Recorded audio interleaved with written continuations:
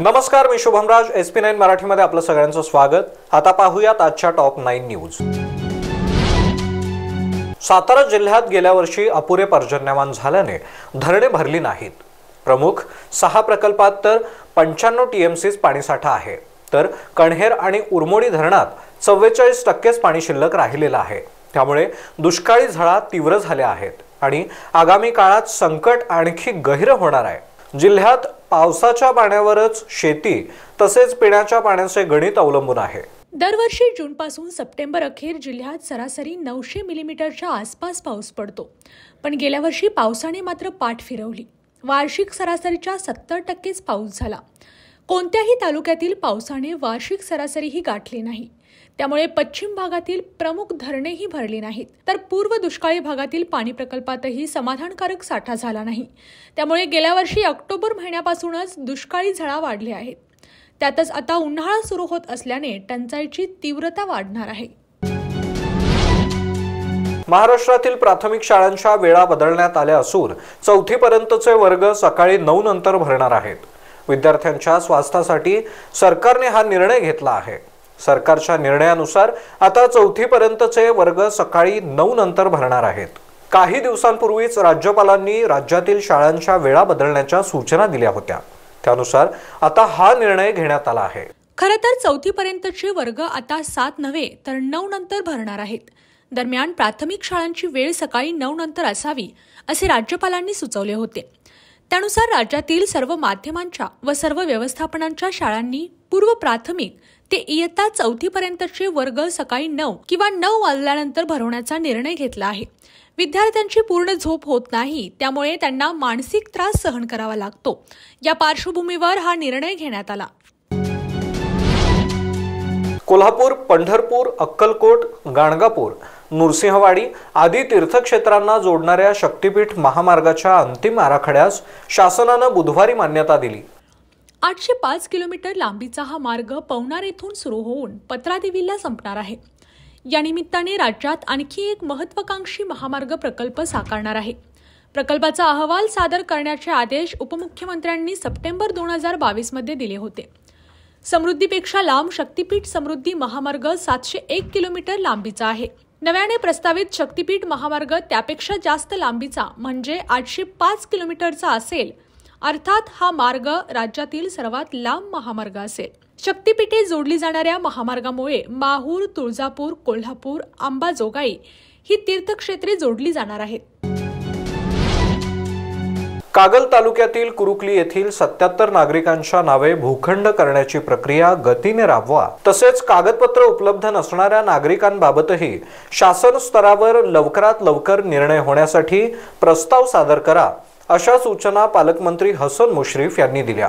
कुरुकली येथील भूखंड धारकांबाबतची आढावा बैठक जिल्हाधिकारी कार्यालयातील शाहूजी सभागृहात पालकमंत्री श्री मुश्रीफ यांच्या अध्यक्षतेखाली घेण्यात आली.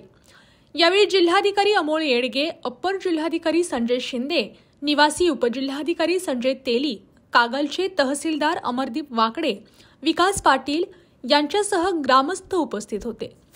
कुरुकली येथील बेघर 77 नागरिकांना घर बांधण्यासाठी शासनाकडून सन 1989 मध्ये भूखंड देण्यात आला आहे. कागदपत्रे उपलब्ध असणाऱ्या जागा मालकांच्या नावे संबंधित भूखंड करून देण्याची कार्यवाही गतीने करा. कागदपत्रे उपलब्ध नसलेल्या नागरिकांबाबतचा प्रस्ताव राज्य शासनाकडे सादर करा. याबाबत सकारात्मक निर्णय घेण्यात येईल, अशी ग्वाही पालकमंत्री श्री मुश्रीफ यांनी दिली. येथील पूरग्रस्त नागरिकांनी भूखंड मिळण्याबाबत आवाहन केले असता उर्वरित 16 पूरग्रस्तांनाही भूखंड वाटप करण्याची कार्यवाही करा, अशी सूचना पालकमंत्री श्री मुश्रीफ यांनी यावेळी केली. बेघर नागरिकांचा प्रश्न मार्गी लावण्यासाठी जिल्हा शासनाच्या वतीने राज्य शासनाकडे लवकरात लवकर सकारात्मक प्रस्ताव सादर करण्यात येईल, अशी माहिती जिल्हाधिकारी अमोल येडगे यांनी दिली. मुलींच्या शिक्षणासंदर्भात महत्त्वाची बातमी येत आहे. येत्या जून पासून राज्यात ज्या मुलींच्या पालकांचे 8 लाखांपेक्षा कमी उत्पन्न आहे त्यांना मेडिकल असो की इंजिनिअरिंग जवळपास 600 अभ्यासक्रमांचं शिक्षण मोफत दिलं जाणार आहे. राज्याचे उच्च शिक्षण मंत्री चंद्रकांत पाटील यांनी ही घोषणा केली आहे. कवयित्री बहिणाबाई चौधरी उत्तर महाराष्ट्र विद्यापीठात एका कार्यक्रमाचे आयोजन करण्यात आले होते. यावेळी पाटील यांनी ही घोषणा केली आहे. या योजनेत 600 वेगवेगळे अभ्यासक्रम घेण्यात आले आहेत. इंजिनिअरिंग, मेडिकल यांसारख्या अभ्यासक्रमांना पालकांचे लाखो रुपये खर्च होतात. मेडिकलसाठी तर करोडो रुपये लागतात. यामुळे सामान्य घरातील मुले शिकू शकत नव्हती. त्यांच्या आता शिक्षणाची दारे उघडी झाली आहेत. याचबरोबर चंद्रकांत पाटलांच्या घोषणेनंतर मुलांमध्ये नाराजी पसरली आहे. कार्यक्रम संपल्यानंतर पाटील यांना या मुलांनी अडवत फक्त मुलींनाच मोफत का, या उत्पन्नाखालील मुलांना देखील मोफत करावे अशी मागणी केली. यावेळी पाटील यांनी तुमची ही मागणी आपण मुख्यमंत्र्यांच्या कानावर घालेन असे आश्वासन त्यांनी दिले. ढोल, ताशा, झांज, हलगी, घुमकं आणि तुतारीच्या निनादात शिवमय वातावरणात, फटाक्यांच्या आतषबाजीत आणि हजारोंच्या उपस्थितीत पालकमंत्री उदय सामंत यांच्या हस्ते राज्यातील सर्वात उंच असणाऱ्या छत्रपती संभाजी महाराजांच्या पुतळ्याचे लोकार्पण रविवारी सायंकाळी करण्यात आले. रत्नागिरी शहरातील थिबा पॉइंट येथे आयोजित केलेल्या या सोहळ्याला रत्नागिरीकरांनी मोठी गर्दी केली होती.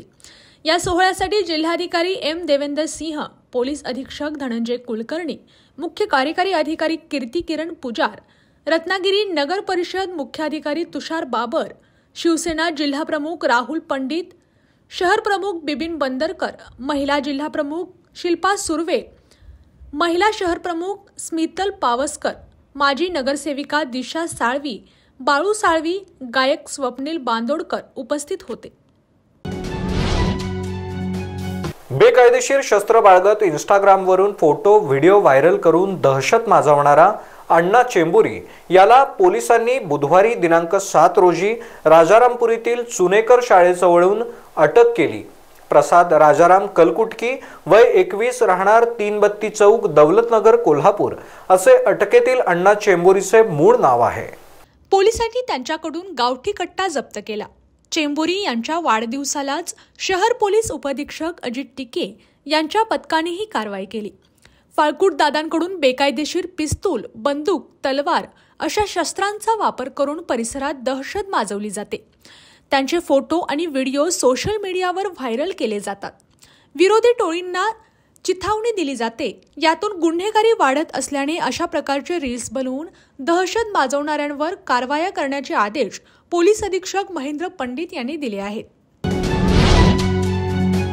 देशाचे माजी पंतप्रधान पी.व्ही. नरसिंह राव, माजी पंतप्रधान चौधरी चरण सिंह, कृषी क्षेत्रातील क्रांती घडवून आणणारे डॉक्टर एम.एस. स्वामीनाथन यांना भारतरत्न हा देशाचा सर्वोच्च नागरी पुरस्कार जाहीर झाला आहे. याबाबतची माहिती पंतप्रधान नरेंद्र मोदी यांनी आज एक्स अकाउंटवरून दिली आहे. यापूर्वी देशाचा सर्वोच्च नागरी भारतरत्न पुरस्कार बिहारचे माजी मुख्यमंत्री कर्पूरी ठाकूर आणि माजी उपपंतप्रधान लालकृष्ण अडवाणी यांना जाहीर झाला होता. त्यामुळे यंदाच्या 5 दिग्गजांना भारतरत्न हा देशाचा सर्वोच्च नागरी सन्मान जाहीर झाला आहे. जिल्ह्यातील 0 ते 5 वयोगटातील बालकांना पोलिओ डोस मिळण्याची खात्री करण्याकरिता क्षेत्रीय स्तरावर आरोग्य कर्मचारी, अंगणवाडी सेविका आणि आशा कार्यकर्ता यांच्या मार्फत घरोघरी सर्वेक्षण करण्यात येणार आहे. नागरिकांनी आपणाकडे येणाऱ्या शासकीय कर्मचाऱ्यांना सर्वतोपरी सहकार्य करावे आणि पल्स पोलिओ लसीकरण मोहीम 100% यशस्वी करण्यासाठी योगदान द्यावे असे आवाहन जिल्हाधिकारी अमोल येडगे यांनी केले आहे. या बैठकीला प्रभारी मुख्य कार्यकारी अधिकारी अजय कुमार माने, मुख्य कार्यकारी अधिकारी महिला आणि बाल विकास शिल्पा पाटील, जिल्हा आरोग्य अधिकारी डॉक्टर राजेश गायकवाड, प्राथमिक शिक्षणाधिकारी मीना शेंडकर, जिल्हा माहिती अधिकारी सचिन अडसूळ यांच्यासह इतर अधिकारी आणि कर्मचारी उपस्थित होते. पोलिओ निर्मूलनाचे उद्दिष्ट साध्य करण्यासाठी 0 ते 5 वयोगटातील सर्व बालकांना दिनांक 3 मार्च रोजी पोलिओ डोस देण्यात येणार आहेत. पोलिओ निर्मूलनासाठी नियमित लसीकरणाअंतर्गत सर्व पात्र बालकांचे वेळेत लसीकरण करून घेणे, संशयित पोलिओ रुग्णांचा शोध घेऊन त्यांचे निदान करून घेणे व 0 ते 5 वयोगटातील बालकांना अतिरिक्त पोलिओ डोस देणे ही त्रिसूत्री आहे. पर्यटन व जागतिकीकरणामुळे पोलिओ विषाणू पसरण्याची शक्यता असल्यामुळे 0 ते 5 वयोगटातील बालकांसाठी पोलिओचे 2 थेंब महत्त्वाचे आहेत. तर या होत्या आजच्या टॉप 9 न्यूज. उद्या भेटूयात उद्याच्या बातमीपत्रामध्ये संध्याकाळी 8 वाजता. तोपर्यंत पाहत रहा SP9 Marathi, your time your news. धन्यवाद.